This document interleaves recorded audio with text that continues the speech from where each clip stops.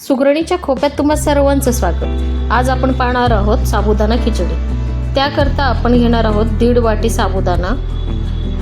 1.5 वाटी साबुदाण्याकरता आपण 2 पाण्याने त्याला धुवून घेणार आहोत। 2दा पाण्याने धुवून घेऊया।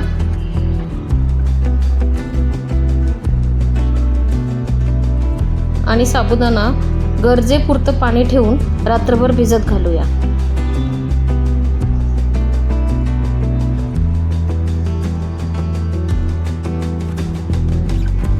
आता आपण घेऊया भाजलेले शेंगदाणे, ज्याला मिक्सरमध्ये बारीक करून घेऊया।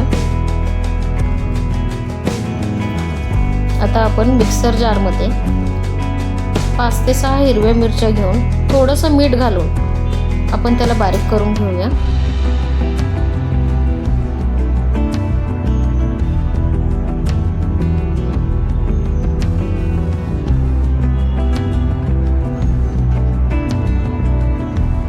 साबुदाणा भिजलेला आहे चांगला, किती छान फुलला आहे तुम्ही पाहू शकता।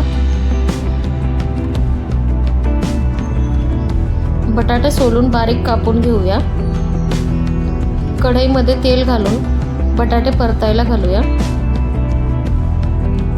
बटाटा परतताना त्यात जर थोडंसं मीठ घातलं तर बटाटा कढईला चिटकत नाही।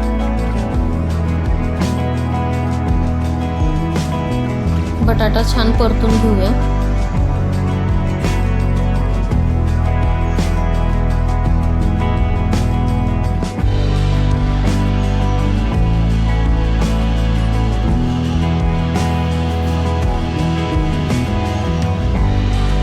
बटाटा थोडा शिजत आला की त्यात आपण साबुदाणा घालून घेऊया।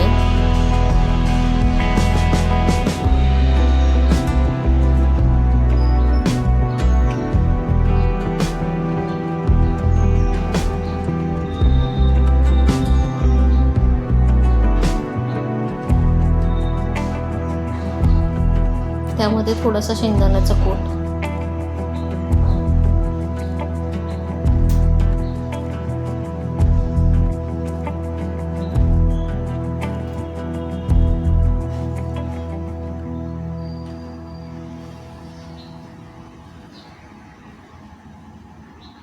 शेंगदाण्याचा कूट घालून परतून घेऊया थोडंसं। त्यानंतर त्यात चवीनुसार मीठ घालूया।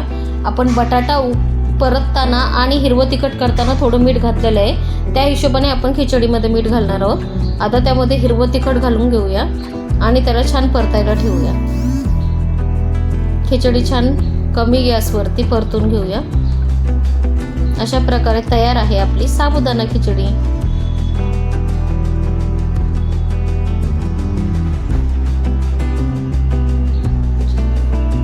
दह्याबरोबर सर्व करूया।